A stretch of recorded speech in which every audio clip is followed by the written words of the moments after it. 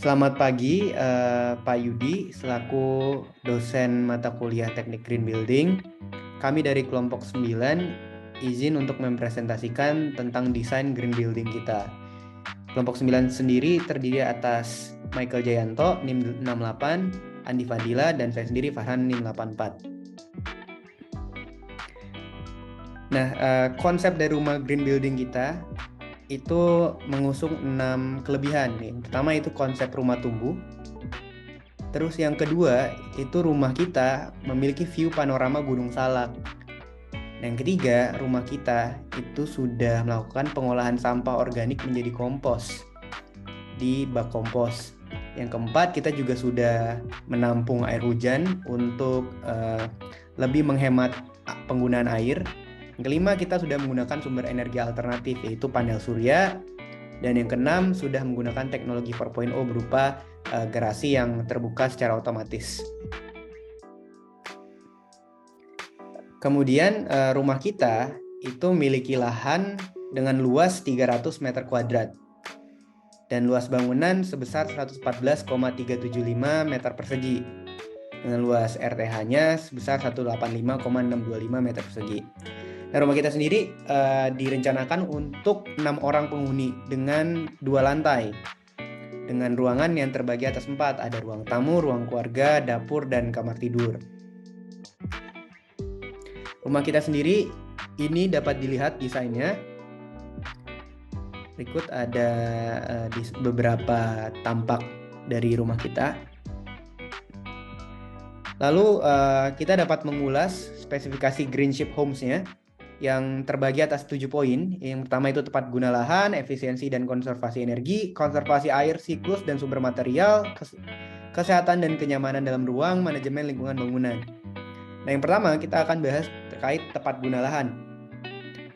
Nah, dalam ASDP 1 yang menyatakan tentang kesesuaian lokasi, dapat dilihat bahwa lokasi pembangunan rumah kita memang diperuntukkan untuk perumahan, yaitu pada Jalan Kafling Surya RT 02 RW 05 Kedung Jaya, Kota Bogor, Jawa Barat. Pada syarat kedua, SDP 2 area dasar hijau yang tujuannya mempertahankan fungsi tanaman di lahan bangunan rumah sebagai retensi tanah dan air serta untuk mengurangi polusi udara, yang merupakan di peraturan Kota Bogor itu memiliki RTH minimal sebesar 45%.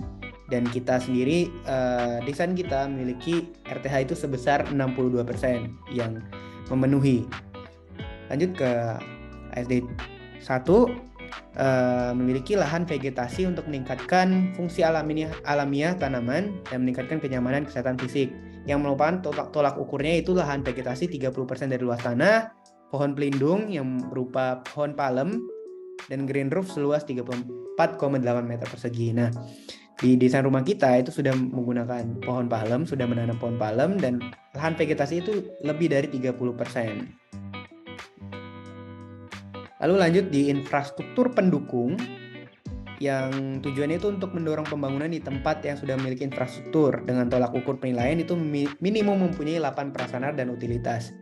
Nah, di sekitar rumah kita itu sudah memiliki jalan dan trotoar, lalu drainase, ada TPS juga, jaringan air minum pastinya, pengelolaan air limbah, jaringan listrik, dan jaringan telekomunikasi. Lanjut di ASD 3, aksesibilitas komunitas yang tujuannya untuk menghargai lokasi rumah yang memiliki aksesibilitas yang baik. Nah, tolak ukurnya itu memiliki 10 jenis fasilitas umum sejauh 1 km. Nah, di sekitar rumah kita itu ada SD negeri, ada Pertamina, lalu ada rumah sakit, ada masjid, gereja, dan lain-lain. Lalu di ASD 4 transportasi umum yang tujuannya untuk mengupayakan pengurangan emisi dari kendaraan pribadi. Nah, di sini dapat dilihat ya dari peta bahwa kita ada jangkauan angkutan umum dalam jangkauan 500 meter. Lanjut di penanganan air limpasan hujan yang tujuannya itu untuk mengurangi beban limpasan air hujan ke jaringan drainase yang berpotensi menyebabkan banjir. Maka dari itu kita membuat sebuah bak penampung limpasan air hujan yang volumenya itu 500 liter. Dengan itu, maka skor untuk tepat guna lahan kita itu mendapatkan 8 poin. Lalu untuk poin yang kedua, efisiensi dan konservasi energi. Yang pertama itu meteran listrik yang tujuannya untuk mengetahui konsumsi energi listrik. Nah, kita sendiri dari rumah kita sendiri sudah menyediakan meteran listrik untuk memantau konsumsi energi listrik. Yang kedua, analisis desain pasif. Yang tujuannya itu untuk meningkatkan pemahaman konsep desain pasif sebagai upaya untuk mengurangi konsumsi energi. Nah, dapat dilihat ini banyak banget bukaan pada setiap ruangan.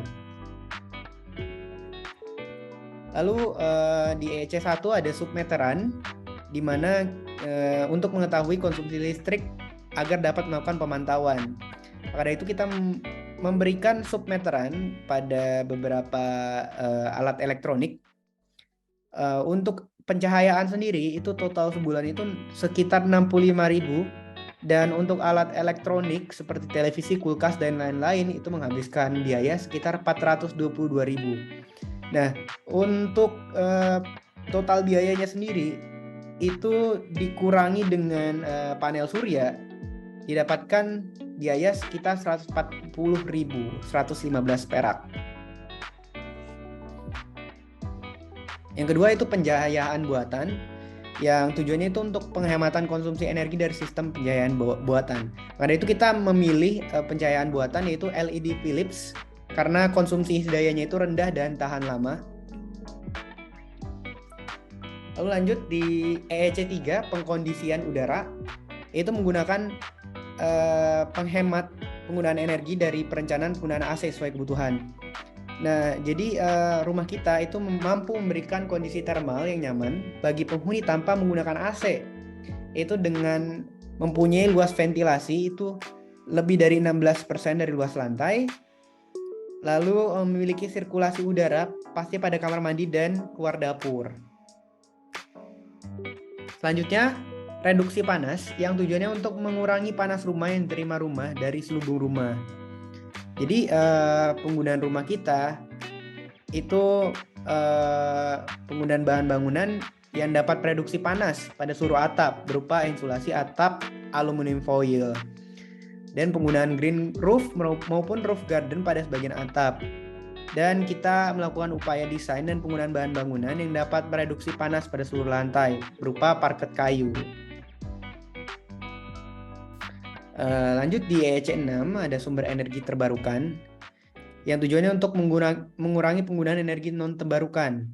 Nah, kita memakai fitur pembangkit listrik alternatif yaitu panel surya sebanyak 16 buah dengan daya 100 WP untuk penghematan listrik. Maka dari itu kita mendapatkan poin efisiensi dan konservasi energi itu sebanyak 11 poin. Selanjutnya ini konservasi air. Di WC1 kita melakukan memasang meteran untuk mengetahui konsumsi air. Nah, jumlah pemakaian kita untuk satu rumah yaitu 900 liter per hari. Yang kedua, alat keluaran hemat air. Jadi yang tujuannya untuk menghemat air dari teknologi alat keluaran air. Jadi kita sendiri menggunakan berbagai alat yang memang sudah hemat, seperti Toto CW422J yang menggunakan dual flush 4,5 per 3 liter untuk seluruh WC, yaitu dan untuk kerannya kita pakai Toto TX 109 LD yaitu 7 liter per menit.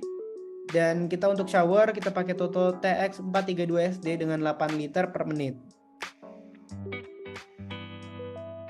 Lalu untuk WAC ketiga, penggunaan air hujan, kita sudah menyediakan fasilitas penampungan air hujan berkapasitas minimum 500 liter. Lalu di WC 4, irigasi hemat air, kita untuk melakukan penyiraman tanaman tidak menggunakan sumber air primer, PDAM atau air tanam, melainkan kita pakai sumber air dari air hujan yang tadi sudah kita tampung. Lalu untuk pengelolaan air limbah, kita sudah menggunakan septic tank untuk pengelolaan limbah tinja. Maka dari itu, untuk efisiensi dan konservasi energi ini kita mendapatkan nilai 9 poin. Lalu kita melanjutkan ke asesmen berikutnya yaitu siklus dan sumber material. Yang pertama yaitu refrigerant fundamental, di mana di sini tujuannya untuk menghindari penipisan ozon yang dapat menyebabkan pemanasan global. Dengan caranya yaitu tidak menggunakan refrigerant klorofluorokarbon. Di sini kita menggunakan kulkas non-CFC Sharp. Yang kedua, refrigerant bukan perusak ozon, di mana tujuannya masih sama seperti yang pertama, yaitu untuk menghindari penipisan ozon akibat penggunaan BPO pada refrigerant, di mana kita memaksimalkan bukaan yang ada di rumah kita sehingga tidak menggunakan AC. Lalu penggunaan material bekas, di mana tujuannya untuk memperpanjang daur hidup dan mengurangi sampah konsumsi, di mana kita menggunakan material bekas seperti keramik bekas yang ada pada lantai kamar mandi rumah kami. Lalu ada material dari sumber yang ramah lingkungan, di mana tujuannya yaitu mendorong penggunaan material atau sumbernya yang ramah lingkungan. Dengan implementasinya yaitu menggunakan material dari sumber terbarukan seperti kayu ulin pada railing tangga, gypsum plafon, parket bambu untuk 60% dari luas lantai rumah kami. Selain itu juga penggunaan furnitur seperti dari kursi rotan, kayu ulin, dan granit untuk tangganya. Next. Lalu untuk material dengan proses produksi yang ramah lingkungan, dengan tujuannya menghindari kerusakan ekologis dari produk material, di mana beberapa implementasinya seperti menggunakan kaca jenis Low E yang sudah mendapat sertifikasi ISO 14001. Lalu untuk penggunaan plafon dari bahan gypsum yang sudah mendapat sertifikat Green Label Singapura. Lalu menuju ke kayu bersertifikat, di mana tujuannya yaitu mendukung penggunaan kayu legal dan menjaga keberlanjutan hutan. Di mana di sini kita menggunakan kayu ulin yang legal dan telah mempunyai izin dari Departemen Perhutanan berupa Eco Label.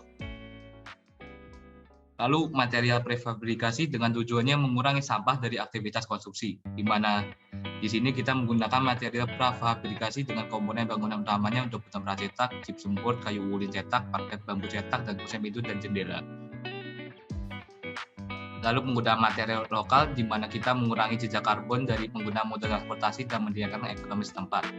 Yaitu syaratnya menggunakan seluruh material dengan radius 1000 km dari lokasi proyek dan menggunakan material berasal dari Indonesia seperti batu kali, bata merah, gypsum, dan lainnya. Di mana di sini kita menggunakan kayu yang dekat. Next. Untuk total poinnya, sumber dan daur material yaitu sebanyak 10 poin. Ke asesmen selanjutnya yaitu kesehatan dan kenyamanan dalam ruang. Yang pertama yaitu untuk menghindari kontaminasi serbuk asbestos yang dapat mengganggu kesehatan, maka di sini kita menggunakan material non asbestos, yaitu utamanya pada keramik di atap rumah kami. Untuk sirkulasi udara bersih, di mana tujuannya yaitu menjaga sirkulasi udara bersih serta menghemat energi, di mana luas ventilasi adalah 16% dari luas lantai dengan minimalnya 5-10%, yaitu dan juga memiliki sirkulasi udara pada kamar mandi dan memiliki sirkulasi udara keluar dapur. Pencahayaan alami yaitu meningkatkan kualitas hidup dalam rumah dengan pencahayaan alami yang baik dan mengurangi penggunaan lampu pada siang hari, di mana cahaya alami ini dapat menerangi minimal 50% sesuai dengan standar SNI yang berlaku. Untuk kenyamanan visual, yaitu tujuannya mencegah terjadinya gangguan visual akibat tingkat pencahayaan yang tidak sesuai dengan daya akomodasi mata, dengan tingkat pencahayaan atau iluminasinya sesuai dengan SNI yang berlaku. Lalu untuk minimalisasi sumber polutan dengan mengurangi kontaminasi udara dalam ruang dari emisi material interior yang dapat membahayakan kesehatan, di mana kita menggunakan cat yang mengandung kadar volatile organic compounds yang rendah. Lalu untuk tingkat kebisingannya dengan tujuan kenyamanan dari gangguan suara luar, di mana di ruang tidur dan ruang keluarga kami tidak lebih dari atau sesuai dengan SNI yang berlaku. Untuk kenyamanan spasial yaitu untuk memenuhi kebutuhan ruang, di mana syaratnya luasan ruang pada bangunan rumah minimal 9 meter persegi per orang. Total dari poin kesehatan dan kenyamanan dalam ruang kami yaitu sebesar 9 poin. Lanjut ke asesmen manajemen lingkungan dan bangunan, di mana yang pertama dasar pengolahan sampah untuk mendorong gerakan pemilahan sampah secara sederhana dan mempermudah proses daur ulang, di mana di rumah kami terdapat 3 jenis pemilahan sampah dan juga untuk pengolahan sampah organiknya menggunakan bak seperti tampak pada gambar berikut. Lalu untuk desain dan konstruksi berkelanjutan di mana untuk menjaga kualitas lingkungan dan daya dukung lingkungan akibat pembangunan rumah. Yaitu beberapa caranya yang telah kami implementasikan dalam pembangunan rumah kami, yaitu melibatkan minimal seorang tenaga ahli, yaitu sipil atau desainer interior, dan juga termasuk arsiteknya. Ada juga sistem kesehatan dan keselamatan yang juga kami implementasikan pada pekerjaan atau selama proses kegiatan pembangunan. Untuk aktivitas ramah lingkungan yaitu meningkatkan perilaku rumah ramah lingkungan dan terciptanya suatu komunikasi pada luar lingkungan rumah, di mana di sini kami mendorong juga penghuni untuk mengikuti aktivitas di sekitar kawasan rumah. Salah satu contohnya yaitu gotong royong seperti membersihkan lingkungan sekitar rumah tetangga atau RT. Lalu untuk pengelolaan sampah yaitu mendorong manajemen kebersihan dan sampah secara terpadu sehingga mengurangi beban TPA. Di mana di sini kami mengolah sampah khususnya untuk sampah organik secara mandiri melalui sistem pengomposan pada bak kompos seluas 130 x 17 cm sebanyak 2 buah.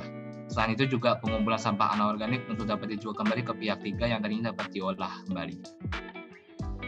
Lalu untuk keamanan, dalam rangka meningkatkan keamanan dan kenyamanan penghuni rumah, kami memasang beberapa CCTV.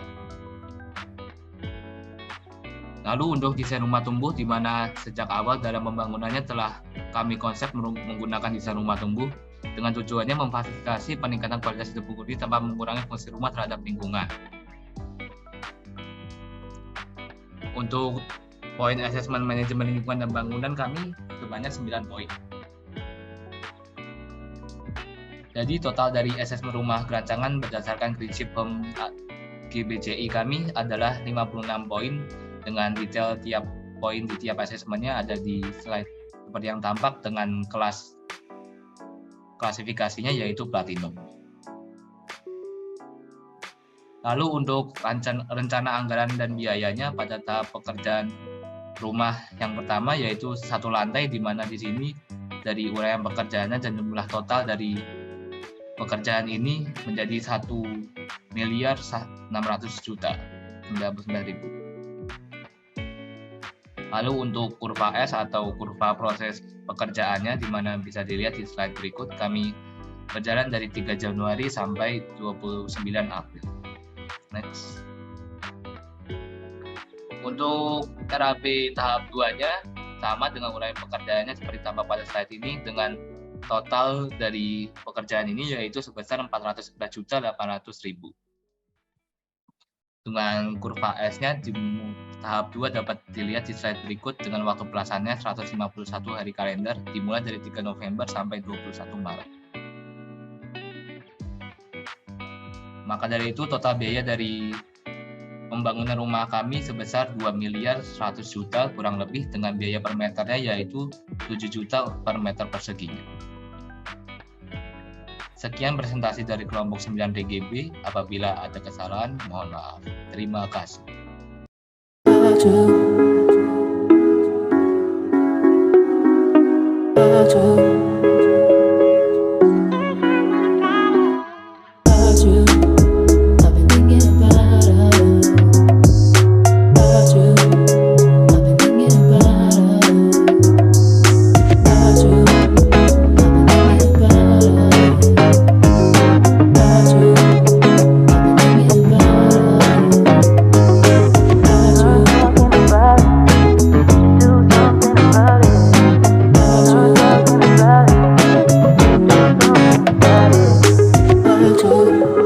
I've been thinking about it.